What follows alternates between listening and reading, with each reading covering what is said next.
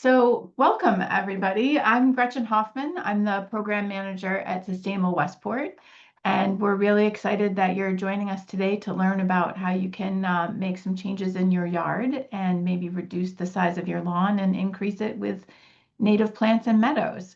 Um, Sustainable Westport is a nonprofit located here in Westport, Connecticut. Our mission is to inspire, support, and connect residents, organizations, and the town of Westport in making both small changes and big commitments towards a healthier, more sustainable future.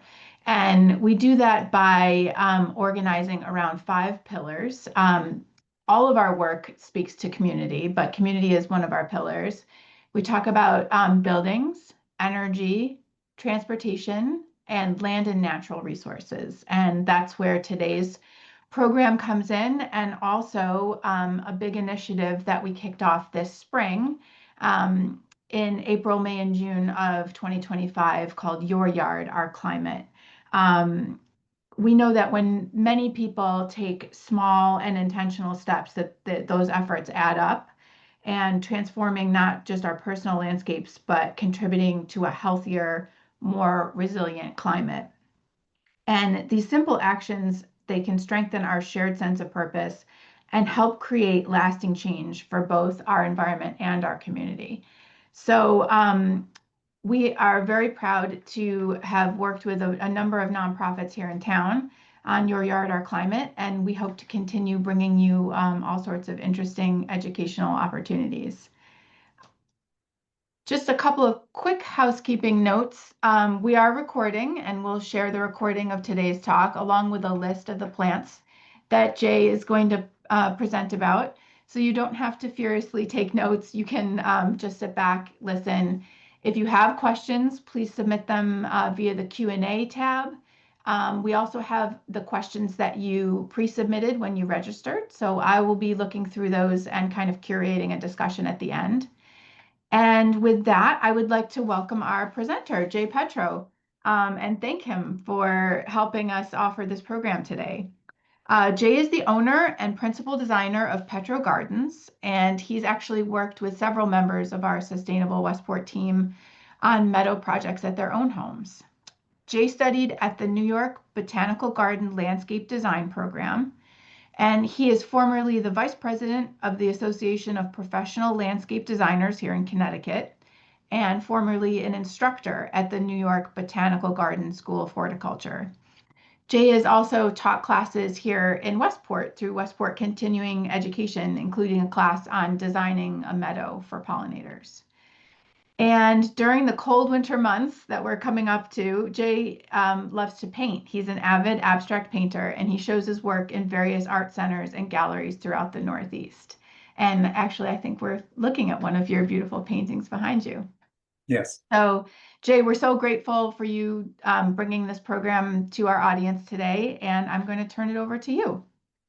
Okay. Thank you very much, Gretchen. I'm honored to be here with all of you, and thank you, Sustainable Westport, for asking me to give this talk.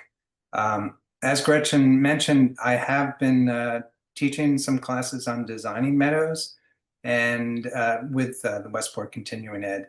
And today is really not going to be so much about designing, but try and give a more simplified step-by-step approach to just installing a meadow or a small meadow garden in your house. And it's sort of geared around trying to make it easier and simpler for all of you to implement, because the more people that can implement, as Gretchen was saying, it's going to help in general the whole environment. So let me start sharing my screen here. Okay.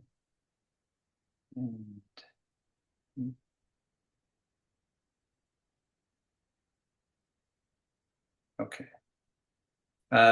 Hopefully you can all see this. Is that working, Gretchen? It is. We do still have the toolbar on the top, so whatever little shift. Okay.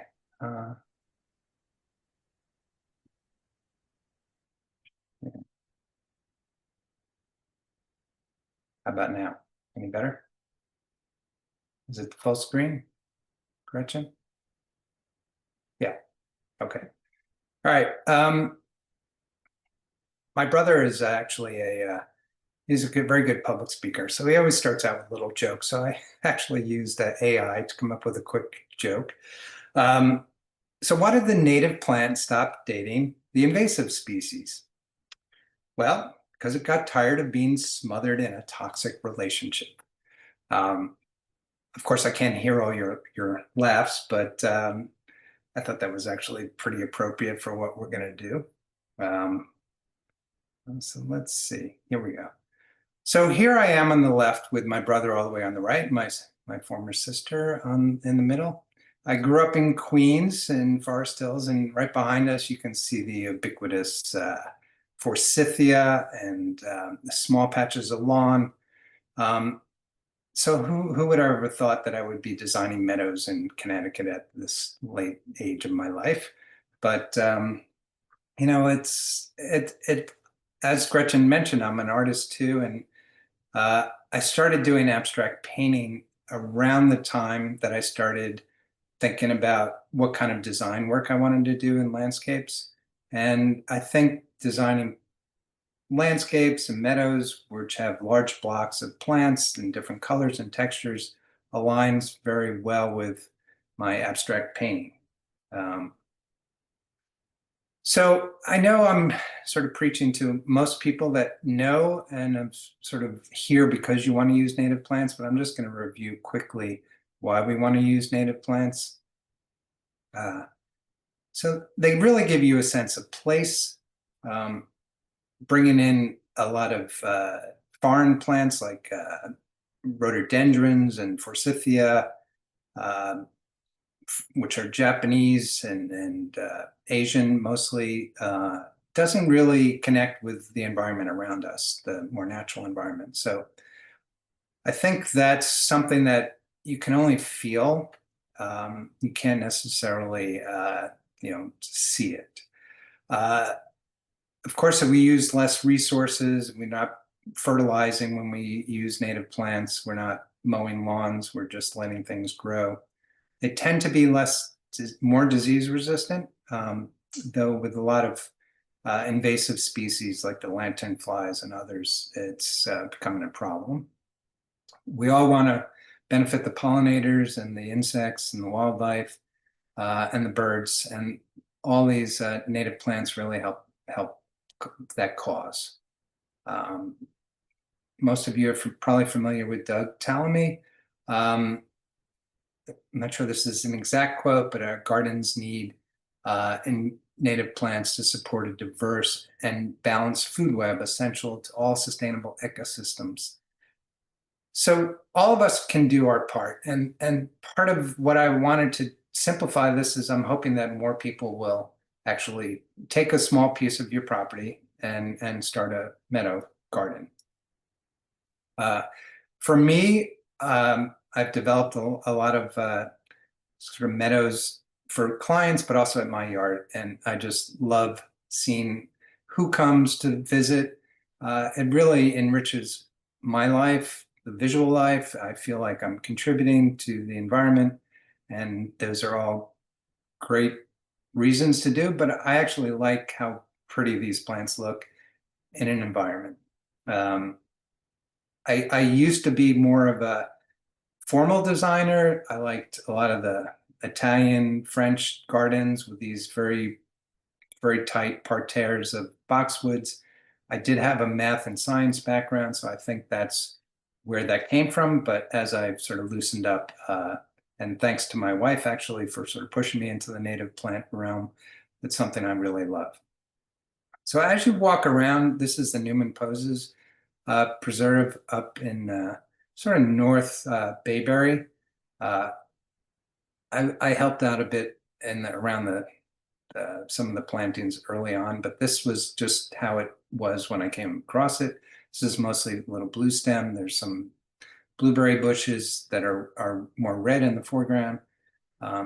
This was the Greenwich Audubon sort of native meadow that they pretty much planted, and it was dominated by asters and goldenrod later in the fall.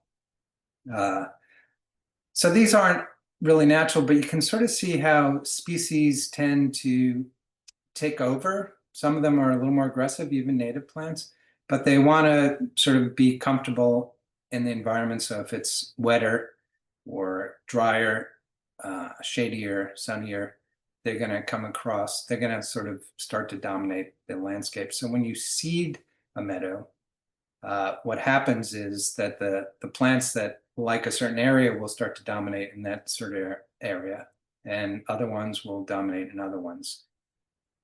So we're going to get down to sort of the nuts and bolts here a little bit. Here we go. So when you have a piece of your property, and usually these kind of meadows that I'm talking about are mostly part sun areas, but you want to sort of evaluate, are they wet? Are they dry? Are they getting full sun? Is it too shady? So there are plants that can grow in the shade, certainly native plants. There's tiarellas and there's ferns and there's sedges.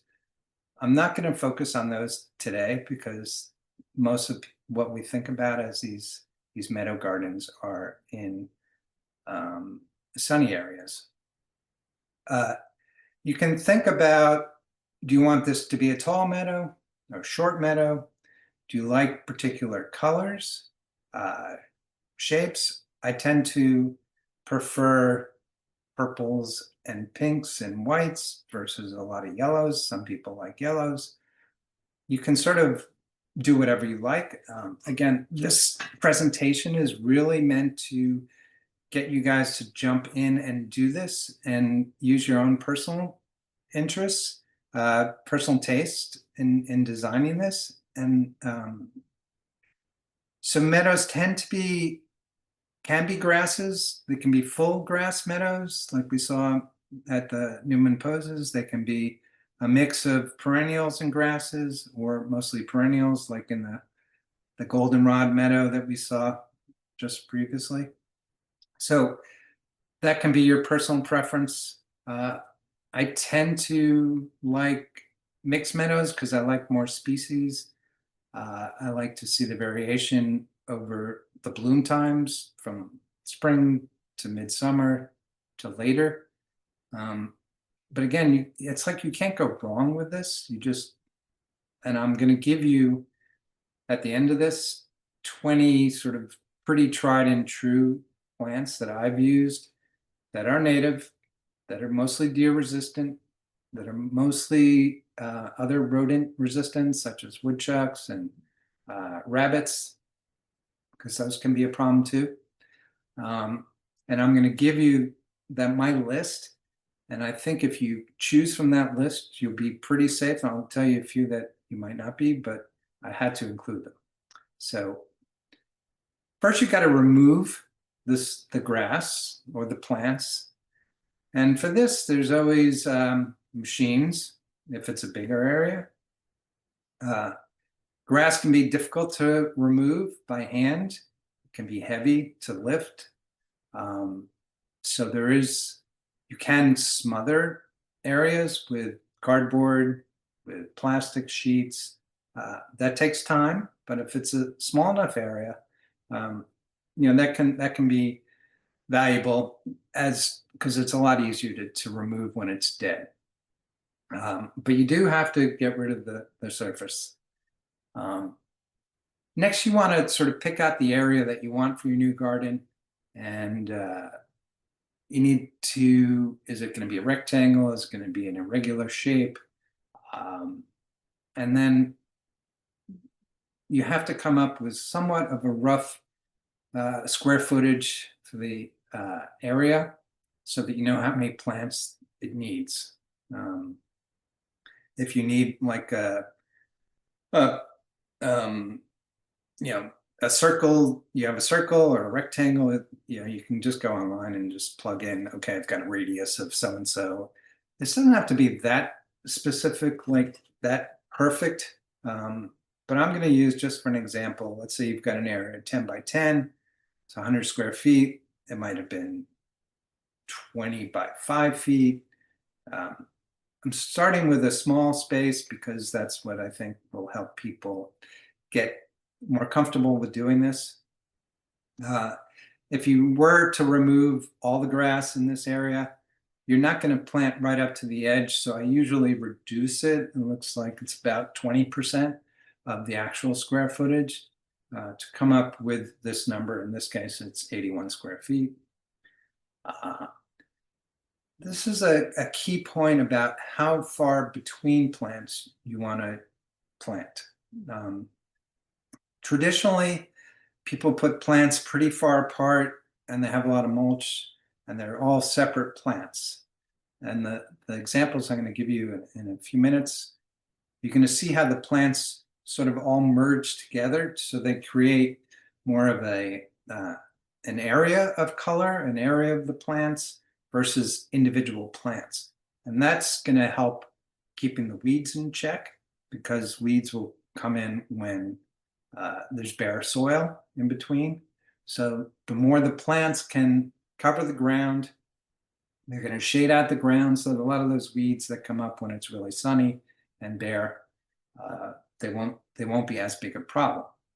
Now, I am going to say that having a meadow garden is not an excuse not to do any maintenance or that it's going to be maintenance free because it is a garden and it's not natural because you're planting it and there are going to be weeds that come in and some weeds are not as problematic as others, but like certain weeds like mile-a-minute vine and mugwort can really take over a meadow if it's not weeded out. So I'll get into a little bit more of that later. Okay, so you figured out your square footage. I've got a couple of sources and they tell me some numbers to plug in when I've got my square footage. So allowing for 15 inches of spacing between plants, I multiply the square footage by 0.64, which obviously right here gives you almost 52 plants. If you were to leave 18 inches of spacing, that's a little over 35 plants that you would need for this garden. I would sort of go a little bit lower than 52. It depends what species you're using, but some of the plants will grow to 3 feet wide eventually, but you don't want to wait and have all this bare soil in between. So I do err in moving things a little closer, and it's okay if they're sort of bumping into each other. That's how they would normally be in the natural world. So certain grasses like switchgrass and bee balm and mountain mint actually spread somewhat, can be somewhat aggressive. So they will fill in, which in my opinion is really good because you just get more. And you can always take them out, divide them, add to a new garden area. But if you plant pretty densely, like I'm showing, the garden should be really pretty full within a year. Here's the garden I did. It's not small, but it's not really large. It's in the front yard. And this is actually, I've got the plants laid out. So we removed the grass around, but in this instance, I wanted to sort of have a way to walk among the garden and through it. So I left a circular grass field. There were some bushes that I was putting in. I usually would put those in first and then work the small plants in later. And here you can see these are 1 gallon plants. They're spaced anywhere from 12 to 18 inches in some cases. But, you basically would get all the plants there and then start to lay them out. And here's where your individual creativeness can come in. You're almost not going to go wrong. The one thing you have to think about is which are the taller plants, which one's going to get a little bigger, because you don't want the taller ones over the the shorter ones necessarily. And you might want to mix in grasses in between the flowers. But this is the process. And I have to say, if you just get the plants and plant them, it's almost gonna look good no matter what. And you're certainly, since we're not really talking about design as much here, I just want you to get the plants to look good, but also to just help the environment and the ecology. So most of the pictures I've shown here are pictures from my work. Adam Woodruff, though, is a designer that I follow, and he's done some amazing gardens that are on a bigger scale, so you can see bigger swaths of plants in groupings. He does mix in things. Here's one that's using a lot of grasses in the foreground, but then he's got some plants popping through. And some people might notice that there's Russian sage in the background. Russian sage is not a native plant. And I think a lot of designers now, they want to use natives, but they don't want to use them exclusively. There are a lot of non-native plants that I use that I think as long as they work in the same environment, so if it's sunny and dry or wet and sunny, they're going to fit in with the natives. If they're not invasive, there's no problem. It could be really good for pollinators as well. So it's not like they're not contributing to the environment. And so I would say, especially around here, because you're limited with deer a lot of the time. So there are some non-natives such as Russian sage or salvia or even nepeta, catnip. So those plants are deer resistant. I use alliums a lot. There's a sort of perennial bulb that is totally deer resistant, but the pollinators go crazy. So I mix in some non-natives. For this purpose, I've really only included 20 native species at the end. But I'm not saying, so right here in front, you can see there's salvia, but behind it is achillea, yarrow, which is native. So he's mixing in things. Here we've got in front Agastache, which is hyssop, which is kind of 3 feet. And then the white towering plant behind is Veronicastrum or Culver's root, another great native. Both of these are ones I recommend. In the back is a grass, which is a not native grass, but it looks kind of cool with this design. It's Calamagrostis Carl Forster. This was in a garden I planted. I think this one was even done by seed. This is Monarda or bee balm, Monarda fistulosa. The native Monarda is this light pink, and then there's other colors that it comes in. There's a lot of variations. This was a garden I planted up in Stamford around the pool. Towards the fall, these are asters that are really taken off. And I think this was the end of the second year. And you can see how full the garden is. There's a lot less weeding when the weeds really can't take over. So that's why we want to plant densely, and the plants sort of commingle as a community versus being individual plants. In front is a different Monarda called Purple Rooster, so it's a purple variety. But in back is the straight species of Achillea or yarrow. This is my meadow garden. It goes through stages, and this year particularly, at the beginning of the year, there was a lot of irises, and my wife and I sort of looked at it and go, oh, this has got to be peak. And then it's kind of peaked like 4 or 5 times throughout the seasons when different plants come in. You can see it's pretty mixed, and that's just how I design. You see some of the other projects I showed, they're more blocks of plants. You can really go either way. When you're working with a small area, you're not going to have an opportunity to maybe use as many plants as you would like. But that's just personal taste. I do try and repeat colors and repeat plants and try to do them in groupings, which is just a design feature. Again, I really like having people walk through these meadows. This is a really small front yard near the beach here in Westport. This is pretty much the whole front yard, and the owner really got into it so much that he was thinking of changing to do this as a business, because it's very exciting to see these things. On the left there is the alliums. They're sort of little pink balls, but most of these other plants are all native. Got some Asclepias and mountain mint, which we're going to review later. Agastache on the left.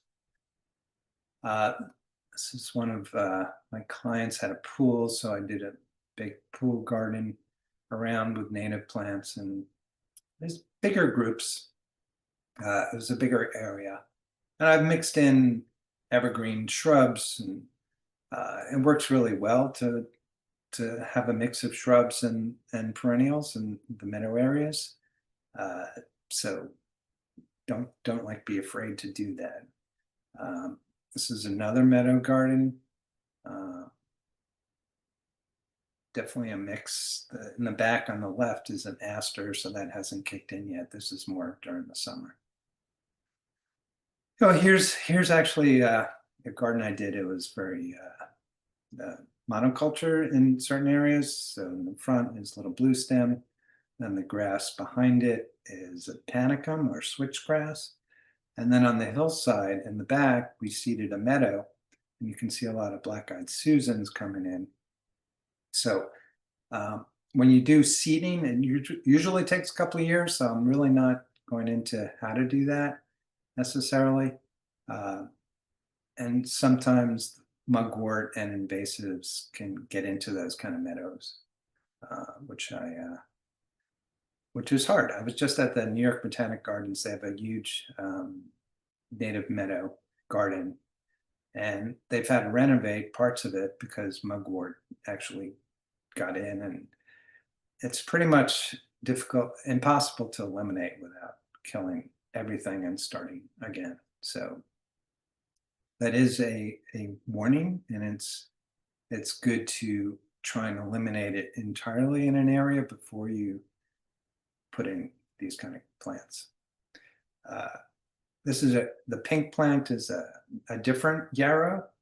So they've been developing all these different cultivars that are pink and purple and red, orange. So you have a lot of design choices using natives how you want to. So you can get some creativity and personal taste into it. You don't have to use the straight species. There are people that are very dogmatic and insist on using the straight species. There has been studies done, some looking across different cultivars versus the straight species, which ones are better for pollinators. Sometimes some of the cultivars are actually better than the native ones, the straight species. In my opinion, even if you're putting them in and it's 70% of what the straight cultivar would be, you're still ahead of the game because you're still attracting pollinators. So you're still helping. And yeah, part of this is you want it to look good. So otherwise you might not do it. This is actually green twister echinacea, which is a cultivar, but looks kind of cool. So, and this one I didn't really include in my top 20. It's rattlesnake master. It's very cool. It doesn't look native, but it is native. And these are kind of the flowers, and I've seen wasps and bees, pollinating around them.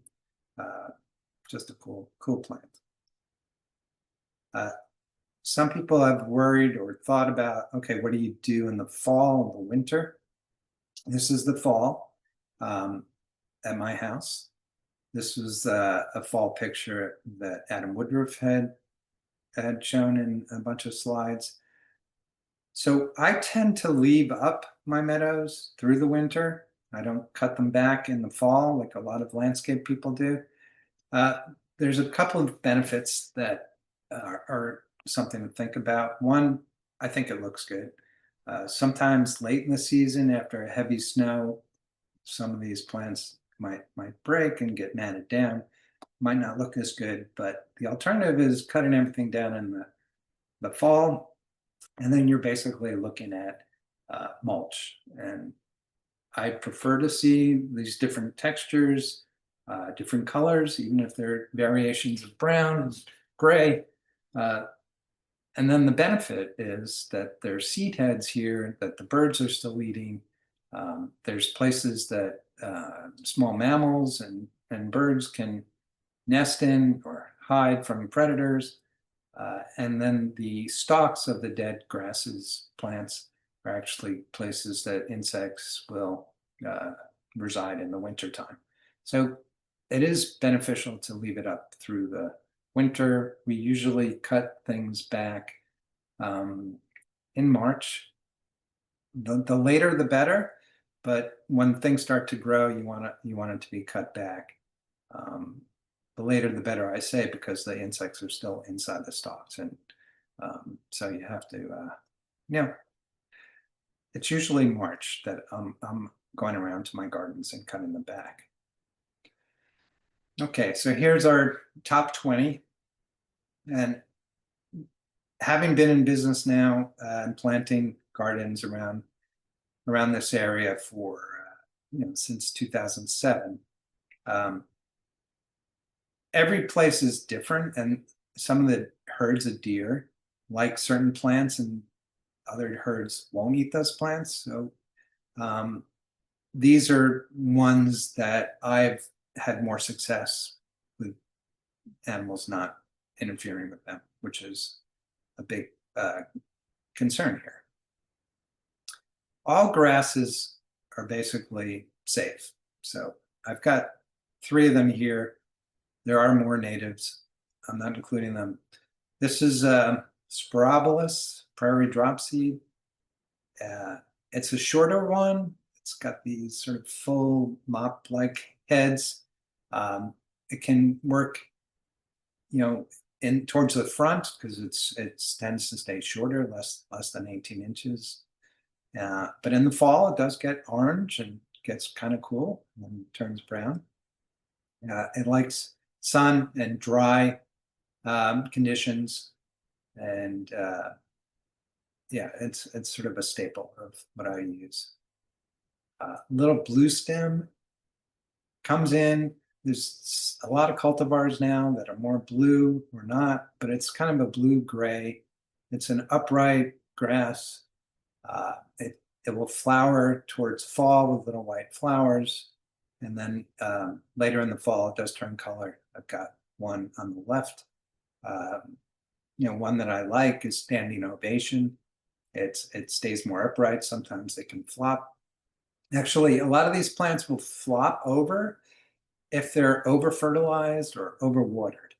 So once they're established, none of these plants should require any water. And I've had meadows next to lawn, and the lawn will burn out during a hot, dry spell, and the meadows are still thriving. So, putting, even some landscapers might not know, but if you put in like fresh topsoil that's filled with compost, it's going to make the soil richer, which is actually going to help and enable the weeds to grow faster. And these plants tend to be, they like lean soil, and they don't want it to be over fertilized. So I use a lot of little blue stem. There is big blue stem, which is 5-6 feet tall. Again, I'm not including all of these. Switchgrass. So panicum is switchgrass, and there are a lot of varieties of that as well. It's It can grow in wet areas like sun. Um, most of these all like sun. Um, there's some red switchgrass here. I'm showing Shenandoah switchgrass on the left. And then on the right is heavy metal, which is a more bluish upright grass. And all those seed heads in the towards the end of the season will turn a pinkish color. So there are some that grow 6 feet tall. Most of these are 3 to 4 feet. Um, if you plant them together, they'll probably spread. But they're great filler plants, or you could use them in a block. Moonshine yarrow on the left. On the right is the straight species, Achillea millefolium. They've been breeding these or finding cultivars. There's at least 10 varieties. There's violets, there's the terracotta color, there's pink, there's hot pink, there's sort of brick red. So there's a lot of variation. I've found these to be very reliable. They like it dry, they like sun. I have never had any animals touch these. So it's a good one for lower or mixing in within between things. Augustachi is hyssop. It's got a licorice smell to it. Yeah, the deer don't eat it. The animals don't eat it. The bees love it. There's a number of varieties. Blue Fortune is more common. Black Adder on the right is a little more purpley, darker. They tend to go about 3 feet tall and got these spiky flowers. One thing about these, they're not always as long lasting. Some of these perennials are not as long lasting as others, but they do have a lot of value. And yeah, I use these. And again, they're not going to be attacked. Amsonia. So I was having trouble coming up with a good picture, but it's got these light blue colored flowers in the spring. On the right is a picture of it in the fall. There's two varieties that we use. There's Tabor Montana, which I think is the one on the left, which has sort of bigger leaves, and then the one on the right is a thread leaf, which is the Eubricti. They get into mounds like they should be like 3 to 4 feet. I was just on the High Line a couple of weeks ago, and they have some that are 5 feet wide. So they'll fill up some space. They're really a nice, almost like a bush after they flower, but the flowers are very pretty. I will say that I use also Blue Ice, which is a short variety, and it's considered not native.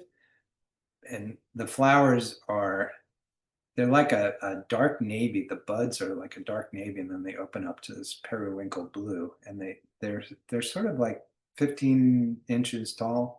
So they're a nice sort of low plant. That's called Blue Ice, Amsonia Blue Ice.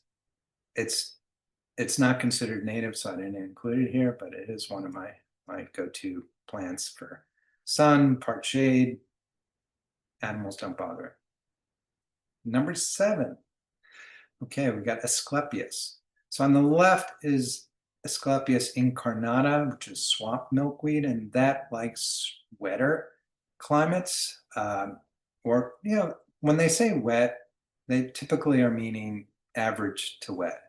On the right is butterfly weed, Asclepias tuberosa, which is a great food source for the monarch butterflies, the larvae, and that is generally a lighter orange. This particular picture I took was a little darker. It likes dry shade, the dry sun. So on the left is more wet, the right is more sun. The butterfly weeds tends to be like 2 feet tall at the max. The swamp milkweed can be a little taller, maybe 3 feet. Good, never eaten plants, and really, I think every garden should have one of these too. Asters. So There's a lot of varieties of asters. I've had problems with rabbits eating my asters and sometimes woodchucks. So um, the aromatic aster that supposedly they don't eat, and so I've gotten some of those, and it does seem to hold true. Radon's favorite is 2 to 3 feet, gets sort of really wide, about 3 feet. Um, but there are some other varieties, Novi Angli and Novi Belgi. The natives, they're taller, they're 4 to 5 feet sometimes. Um, I've actually had a bunch start to seed into my meadow, and now they're seeding all over the place. The white aster, probably a lot of you have seen these white asters in your yard. It's kind of looks like a weed, and I often pull it out of my meadow because they seem to multiply a lot. But they are a great pollinator plant for the fall, so I don't pull them all out. It's not that they look bad; it's just that some can sort of take over, so you do need to manage the more aggressive plants. Baptisia is another, it's almost like a shrub size. It's like 3 feet by 3 feet. Um, it's called false blue indigo. The native straight species is this sort of nice purple blue. It's really beautiful in the spring. Uh, on the right is a white variety. They come in yellow. There's definitely other colors. I tend to use actually I've only used the blue one because I really like that color, and you know, but it depends. I'm just giving you options. Number 10 is Coreopsis. You've probably all seen Coreopsis on the right, which is Moonbeam, which is a pale yellow. There's Zagreb, which is a brighter yellow. Um, I started using Lance Leaf Coreopsis, the one on the left, and it's kind of bloomed all season. It's really a meadow plant. It's one of the pioneer species when I've seeded, comes in early, along with Rudbeckia. And I did notice the rabbits eating some of my seedlings this year, but generally they're pretty safe. They like it dry. The Coreopsis moonbeam, those are shorter plants that can grow towards the front. And the other ones, the lanceolata is like 3 feet. So coneflower, I had to include this plant because I love it, first of all, and they're great pollinated plants, and they mix well with so many plants. There's white ones, there's pink ones, there's orange, there's yellow. There's a lot of varieties. The straight species is a sort of paler pink. Um, I have, even though they aren't classified as deer resistant, the deer can eat them. The woodchucks definitely eat them. Um, I've noticed that once I've got enough plants going that they're not bothered, like in my meadow, because I do have woodchucks and rabbits. But I think I just had to include it here with those caveats. And on the right there's I forget the name of that species, but right behind it is the Amsonia. So I really like the variation in textures and the leaf size. It just, from a design standpoint, that's what I love about these plants. They're very varied. Joe Pyeweed, Eupatorium maculatum. Probably a lot of people have seen that tall pink one. I've seen the deer eat it, but they're very hardy plants. This is like 6 feet tall. So they if they're small plants, they might get eaten a little bit, but generally it's pretty safe. And the one on the right is boneset, Eupatorium hissifolium. It's a great late pollinator, so it's coming in when the goldenrod and the asters are blooming, and it's a really cool kind of meadow plant. Mixes well with a lot, and that can get like 3 to 4 feet tall.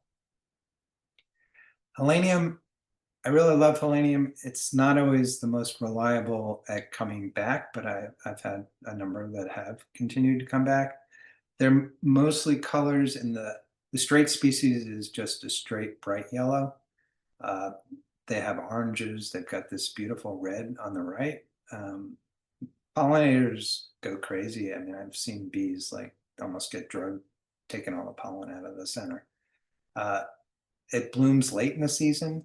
There are short varieties, but it's generally 3 feet tall, maybe 2. I've not seen any animals eating them, which is great. Irises are safe from animals. The native one is the Iris versicolor. It's got a very short bloom time. So from a design standpoint, I might use a different iris that blooms a little longer, but they are safe and reliable. They like it kind of moist and sunny. Blazing Star on the right, it's a great pollinator plant. It's got these spikes of pink or purple flowers. I've seen woodchucks eat it. Deer leave it alone.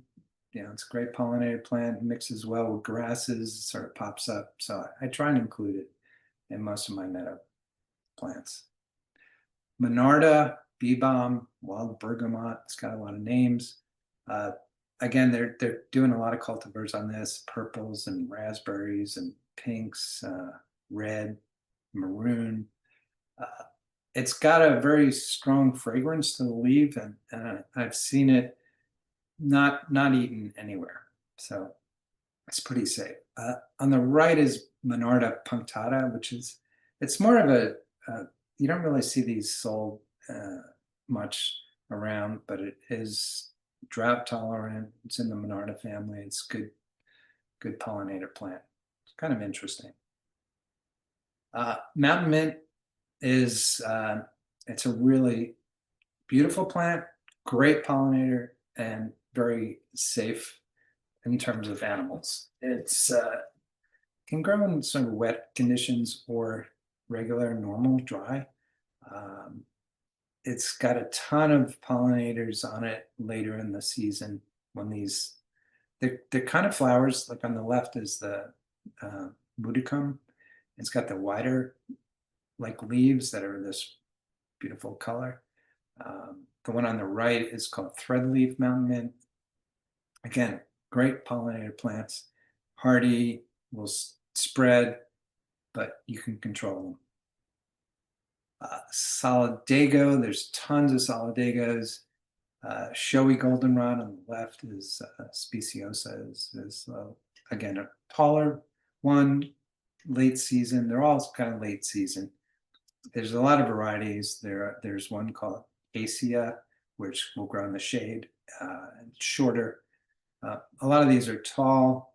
There's the Canadian goldenrod, which can be very invasive. So I'm constantly trying to figure out what goldenrods are coming into my meadow and trying to figure out, do I need to remove them? They can be aggressive, so sometimes you need to manage that if you don't want too many and you don't want them to take over. So again, word of caution, having this, it's like a garden, you need to sort of manage it. Ironweed, very deer resistant. On the left is New York ironwood weed that can get to be like 6-7 feet tall. On the right is something called iron butterfly lettermani. It's shorter, 2 to 3 feet. It looks kind of like the Amsonia. It's a very cool plant. It's wider than taller, but definitely a good late season pollinator. And last but not least, Culver's root. So on the left is the white, which is the native species. On the right, they have cultivars. I got this one called Fascination, which is this pretty purple. It's a great pollinator. It's very spiky, like maybe 4, could be even 5 feet, but mostly 4 feet tall. I like to mix like spiky tall things with lower flat flowers like the yarrow. I think some people might be interested in shade gardens. It's kind of a whole nother talk. Here's a couple of ferns. Any fern will grow great in the shade. A lot of sedges can grow in the shade, tiarella. So there are plants, there are native plants. It's kind of a different thing than a meadow though, so I didn't include it here. For resources, I've look through and study these books. They're Thomas Rainier and Claudia West did this Planting in a Post-Wild World. I use this a lot from a design standpoint, but they also have a lot of different choices of plants and different shapes. Pete O'Doof, who designed the Highline and is sort of the father of this kind of planting, and Noel Kingsbury is a garden designer in England. They've done a lot of books together. Any of their books would be great to sort of look through and give you ideas. A lot of the Europeans use North American native plants because they tend to bloom later in the season and the grasses come in later in the season, whereas a lot of European plants come in earlier in the season, like salvia. So they use a mix, but North American plants are actually more used in a lot of gardens in Germany and England than they were here for a while. And then just a guide to the plants of the Northeast. Is this plant book by Donald Leopold. And I think that's it. Yeah. So, yeah. Do we have questions? That was amazing, Jay. Thank you so much. We do have questions, and actually, your presentation answered so many of the questions that attendees had pre-submitted. So I am going to take a look at my list, and for the next 10 minutes or so, we will go through questions. So if people that are on right now would like to submit a question, please type it in the Q&A tab. You'll see that at the bottom of the Zoom screen, and I will see it pop up. And we actually got a question from the pre-registrants that I loved, and I've never thought about it, even though I have 2 dogs. There's a question for you. Are meadow landscapes tough enough to survive dog traffic? And I might add, safe in terms of toxicity for dogs. Could you talk about that a little bit? I can. I would say yes. I've seen a couple of my landscape design friends have large dogs that like to go through their meadows.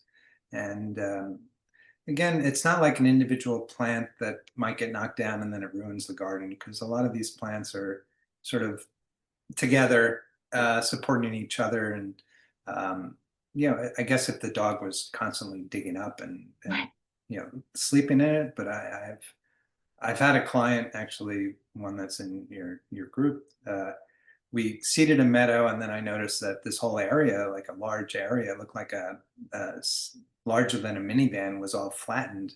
And I didn't realize the deer were sleeping in the meadow at the time, and it didn't ruin it. It just knocked it back a bit. But there are some plants that can be toxic to animals. So monkshood is one, digitalis is another. So I would suggest people don't use those if their dogs tend to eat things. Yeah. But my daughter's dog was up recently, and he was basically running around my meadows, not into them. He had a great time. Got it. Um, I loved when you were explaining how to buy the plants, in terms of like mulch not being a design element, like we want the plants to fill the space. Somebody asked about approximately how long does it take to establish the meadow? And you touched on this a little bit if you're starting with seed or if you're starting with plants. Could you just speak to like kind of the evolution and Yeah. how you can expect the plants to mature and change? Yeah. So I'll start with, if you buy 1-gallon plants and you plant them in the spring, by midsummer to late summer, it's going to be fall if you plant them close together. They mature really fast, especially if they get enough water to get established and they have sun. If you plant plugs, and for people who don't know, plugs are like starter plants. They're smaller. They come in trays of maybe 30. And they might take 2 years to sort of mature. But they are plants with roots and they're ready to go, but they're smaller. And then seed takes a couple of years to get established. And like I said, there are pioneer species that will come up first, and then other perennials, some of the ones I mentioned, like Baptisia, Some of the grasses, they might take 3 to 5 years to get big enough Mhm. so the meadow is sort of going to change its character over years, versus if you put those plants in as plants, they're all starting off roughly the same, and they'll grow at the same rate. Yeah. That makes a lot of sense. We have a couple of questions that were submitted, and one right now having to do with invasives, which is very difficult, as you already mentioned. So, for someone who has stilt grass and mugwort invading their meadow, um, is there any advice? Is hand weeding what you'd recommend? And she also asks, when mowing, if you do that in the late spring, what kind of equipment do you use? Are you actually mowing? Are you like using a scythe? Or what kind of equipment? Some people use weed whackers. Some people, I have used like a long hedge trimmer to cut like the grasses. Uh, Hmm. there are machines that can, like if you can find somebody who can mow, not necessarily a lawn mower, but a bigger machine that can mow over. They can be mulched and all that material can be left in the meadow. Um, in terms of the invasive weeds, that is a problem. With mugwort, it spreads by seed and it spreads by runners underneath. So Hmm. pulling it out, there's still going to be roots there. And in my experience, uh, herbicides are really the only way to get rid of that. And I talked with Larry Weiner, who designs meadows all over the country, all over the world. And he said for things like that that are so toxic, you just can't remove them. And I've seen at the New York Botanic Gardens that they've removed whole areas of their meadow that was established maybe 10 years ago because it got mugwort. And the only way to really get rid of it is to basically kill everything. So it's one of the worst. Mile a minute vine can come in. One of my clients has that in her meadow, and that can be hand pulled, as long as it's regulated. People are constantly looking at it, and that might be 3, 4 times a year, not like every week. Uh, but in general, a lot of weeds that people might pull in a perennial garden because there's mulch and they want it to be all clean, they don't really show up in the meadow because the other plants are getting taller and occupying the area, and eventually they get pushed out. Stilt grass has so many seeds that it develops over the years, so there's seeds in the seed bank in the dirt, and it's almost impossible to get rid of. I was telling you that there are some herbicides that kill grasses, but then they're going to kill all your native grasses too. So I don't have a great answer for that, other than eventually the meadow hopefully grows up and you don't notice the stilt grass. You're not going to eliminate it, but yeah. Well, and I always joke, I would love to find a herd of deer that eats mugwort because they would be welcome at my house. Um, well, in the interest of time, I just want to thank everybody for joining us. I wanted to leave everybody with just a few ideas for if you're actually looking to get started, for where you can find these plants. And I wanted to make a plug for the Aspetuck Land Trust spring and fall native plant sales. Jay actually had a slide in there of one of my favorite plants, Rattlesnake Master, the spotted bee balm that he said was hard to find. These are things that they carry. So pre-ordering for the Aspetuck Land Trust native plant sale in the spring will be sometime around April, and you pick your plants up in May. And then for the fall, it's a pre-order in, the August, September timeframe, and you pick up in October. Mhm. I don't know if you Yeah, want to add to that. no, I've been to those sales, and those are great sources, and I think sometimes they orders a bunch and they might um, they might have a limited amount, but it's possible that they could get more from the nurseries because I deal with the same nurseries and they have a lot of those plants sometimes, uh, extra, but they run out. I know there is the nursery called Native in Fairfield that does Mhm. sell a lot of these plants. And you might run into them. You might even see them at Home Depot once in a while or your retail store. But to get what you want, I always order from growers, and so to go to a source like the Aspetuck Land Trust and say, hey, I want these plants. Can you get them for me? Or uh, I was going to suggest if a number of people wanted, they could contact me and I could maybe put together an order. I mean, I order them.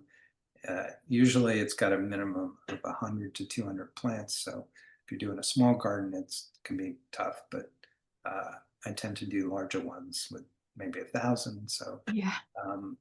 but I could maybe help facilitate some of those too. Well, we can all band together and meet those minimums. Yeah, right, right. Well, Jay, we can't thank you enough. This was wonderful. I loved your presentation.